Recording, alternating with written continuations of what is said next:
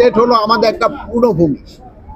এখানে জনগণ কিন্তু অন্যান্য এলাকার তুলনায় এরা অনেকটা শান্তিপ্রিয়। এখানে রাস্তাঘাটের সমস্যা অন্যান্য এলাকার থেকে অনেক কম। এই জন্য আপনারা সবাই ধন্যবাদ পাওয়ার যোগ্য। অন্যান্য সব বাহিনীরই প্রশিক্ষণের ব্যবস্থা করা হচ্ছে ইলেকশনের আগে।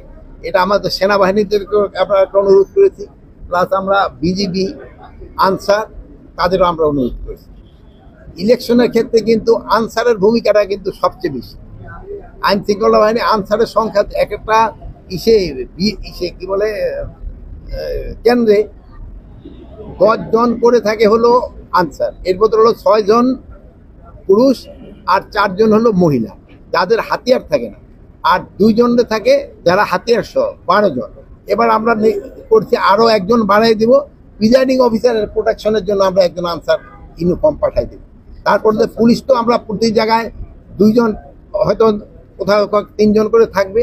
তারপরে ধরেন সেনাবাহিনী তো মোবাইলে থাকবে, তারপরে আপনার বিজিবি, কি বলে র্যাব, এবিবিএন, তারপরে আপনার কোস্টগার্ড, এরা তো সবাই থাকবে।